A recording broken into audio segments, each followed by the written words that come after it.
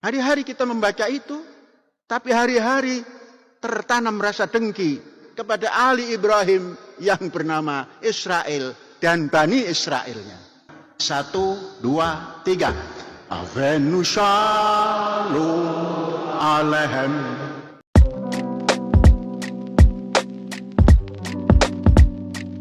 Shalom Alaikum, selamat datang kembali di channel ini. Balik lagi dengan saya Luis Prasetyo di sini. Kita akan bahas untuk hari ini mengenai ada sebuah pondok pesantren yang besar banget, dan di situ tiba-tiba pemimpin dari pondok pesantren itu nyanyi lagu Israel, guys. Ya, bukan karena dia nggak tahu, bukan karena dia itu ikut-ikutan dan lain-lain, tapi karena memang beliau paham betul bahwa lagu itu adalah lagunya Israel dan tidak masalah untuk menyanyikan lagu Israel. Ya mungkin tuh sekaligus nyemprot Pak Ganjar kali ya, yang kemarin nolak Israel itu loh. Oke, kita langsung aja dengar videonya. Salam yang tidak assalamualaikum saja, sambil kita bernyanyi. Saya rasa yang hadir walaupun tidak terlalu pandai, tapi bisa bernyanyi. Kita ucapkan pada sahabat kita Avenu Shalom Aleichem dalam bentuk bernyanyi. Silakan berdiri. Avenu Shalom Aleichem, Avenu Shalom Aleichem, Avenu Shalom Shalom Shalom Aleichem, Avenu Shalom. Nah gitu ya. Mari kita mulai. 1, 2, 3. Avenu Shalom Aleichem, Avenu Shalom Aleichem, Avenu Shalom Aleichem. Ya, di situ dalam postingannya ada tulisan gini, suruh nyembah Allah malah yang disembah Yesus, katanya.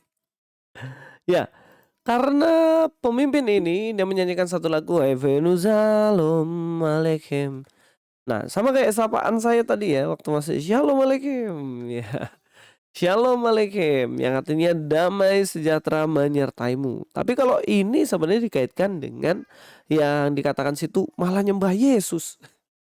Sebenarnya ini pemikiran yang sempit yang sebenarnya dimiliki oleh orang-orang yang kurang referensi dan tak tahu baca-baca.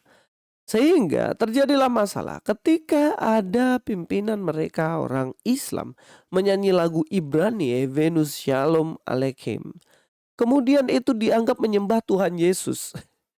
Ya, saya rasa orang-orang Islam juga yang ada di Israel sana, mereka juga ucapin Avenu Shalom Aleichem gitu loh. Kalau kepada satu orang ya Aleka kan gitu kan. Sama kayak Assalamualaikum. Nah, di Indonesia ini berpikir bahwa Assalamualaikum itu kan miliknya orang Islam saja, iya kan? Padahal Assalamualaikum orang Kristen yang ada di Arab pun itu juga mengatakan Assalamualaikum. Jadi sebenarnya kalau kita berpikiran terbuka, berpikiran yang benar, yang tahu referensi A, B, C, D, E dan lain-lain, maka kita akan terbuka wawasan kita dan tidak menganggap bahwa satu ucapan salam itu adalah milik agama tertentu, ya kan? Padahal itu kan bahasa. Assalamualaikum, orang Kristen sana juga bilang itu. Avenu Shalom Aleichem, ya jelas itu juga nggak apa-apa, begitu loh. Dan bahkan kalau dikatakan nyembah Yesus, lah di situ juga tidak ada kok kata-kata Yesua Hamasia kan. Kan nggak ada gitu kan. Ya, yang inilah yang sebenarnya yang kita harus berpikiran terbuka. Memang ini saya rasa cocok sebenarnya kalau untuk kemarin yang mana ada tokoh-tokoh tertentu yang menolak Israel datang ke Indonesia. Katanya penjajah Palestina begitu kan. Padahal kita juga yang minoritas ini dijajah juga sama mayoritas yang mana tidak boleh ibadah dan lain-lain kan. Jadi sebenarnya mari kita majukan negara kita lah. Jangan sampai kita berpikir sempit kemudian kita membela negara lain dan kita tidak membela bangsa kita sendiri, ya kan? Nah, salah satu contoh pemikiran-pemikiran yang terbuka juga itu berkaitan dengan apa yang disampaikan Bapak ini juga akhir-akhir ini mengenai Israel. Israel yang adalah anaknya Abraham. Makanya lucu ya. Lucu tuh gini loh. Mereka mengaku bahwa Abraham itu nabinya. Mereka mengaku bahwa Abraham nabinya dan kemudian mereka menolak anaknya Nabi Abraham yaitu Israel. Padahal Israel ini adalah anak yang menjadi anak perjanjian kan gitu kan sebenarnya. Tapi kita nonton aja videonya ya. Mari kita nonton. Mari kita baca satu-satu siapa putra daripada Yakub, daripada Israel itu, supaya kita tidak tersesat di tengah jalan. Setiap membaca Bani Israel, sepertinya mulut kita ini menyesal. Karena kita belum mengetahui. Tapi tatkala kita membaca Al-Quran, surat Al-Baqarah, itu berkisah tentang Bani Israel. Lebih daripada sepertiga surat yang terpanjang. Nabi Muhammad bercerita Bani Israel, dan Israel, umatnya belakangan ini, tidak terlalu memahami siapa itu Israel, yang oleh nabinya telah ditetapkan dalam Quran. Dan yang paling fasih membahas kitab-kitab perjanjian lama dan perjanjian baru adalah Nabi Muhammad dengan Qurannya. Sekalipun tentunya tidak sesempurna yang telah ditulis. Baik itu yang berada di Septuaginta dan lain-lain. Nah, saudara-saudara, putra daripada Yakub atau Israel, yang pertama adalah Ruben. Alhamdulillah. Nama Ruben ini menjadi nama yang familiar karena diambil oleh Ustadz Abdul Halim untuk memberikan nama pada cucunya. Sehingga cucu Syekh selalu menyebut nama Ruben karena seumur. Sehingga Ruben bergema di Masyikhah Az-Zaitun. Kemudian Simeon, anak kedua. Kita pasti tahu kalau kita cinta kepada Atletico Madrid, pelatihnya adalah Simeon. Tapi ini Simeon zaman ribuan tahun yang lalu. Kemudian Lewi. Lewi inilah nanti yang akan menurunkan gembong besar. Musa alaihissalam. Kemudian Yehuda. Dari Yehuda inilah yang akan timbul Yudaisme atau Yahudi. Kemudian nama Dan, anak yang kelima. Kemudian Naftali. Kemudian Gad. Kemudian Aser. Kemudian Issachar. Kemudian Zabulon. Kemudian Yusuf. Kemudian bin Yamin. Nama putra yang satu ini dinamakan bin Yamin, anak kanan. Karena membiasakan yang baik itu kanan. Tatkala lahir bin Yamin ini, bundanya wafat, tapi dia hidup. Maka Israel menamakan putranya ini bin Yamin, anak kanan. Ibundanya wafat melahirkan, putranya hidup dinamakan bin Yamin. 12 cucu daripada Ishak, 12 cicit daripada Ibrahim, dari turunan Bunda Sarah.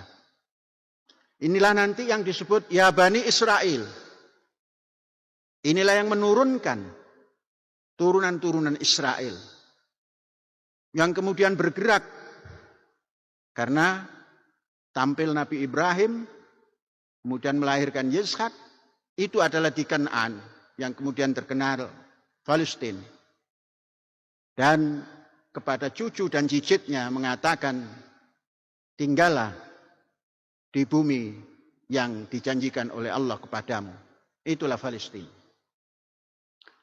Saudara-saudara, kita juga harus membaca siapa putra daripada Ibrahim alaihissalam dari keturunan Bunda Keturah. Orang Indonesia menamakan Bunda Kasturi. Karena Keturah adalah wangi sewangi kasturi. Dari sini Nabi Ibrahim punya anak. Yang pertama namanya Zimran. Yang kedua namanya Yuksan. Yang ketiga namanya Medan. Yang keempat namanya Median. Yang kelima namanya Isbak. Yang keenam namanya Su'ah.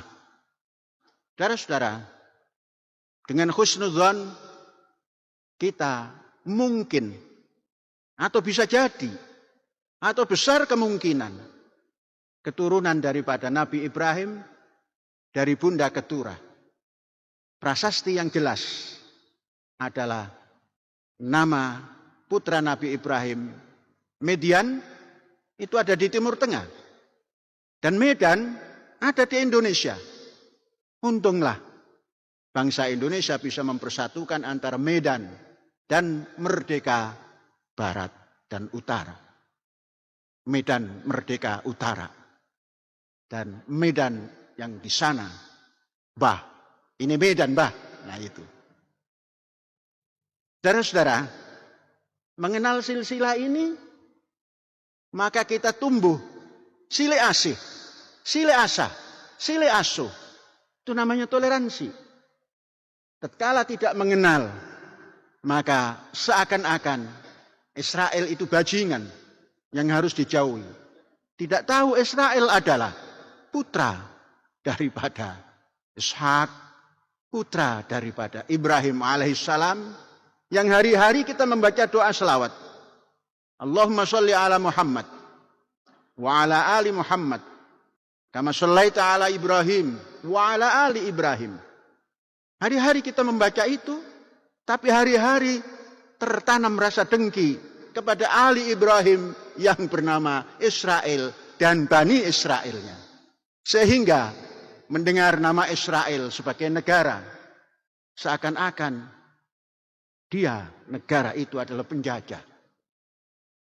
Andainya juga iya, bangsa Indonesia, andainya Muslimnya ini memahami dengan detail apa yang diturunkan oleh Ibrahim alaihissalam sampai Medan menyatu menjadi negara Republik Indonesia, itu akan berpikir, mengucapkan Israel penjahat. Na'udzubillah itu. Saudara-saudara, jangan masuk kelompok yang berpikir seperti itu. Ya, saya rasa jelas untuk menjelaskan apa yang menjadi poin penting mengenai Israel. Sampai ketemu di video selanjutnya, Luis Prastio. God be with you all.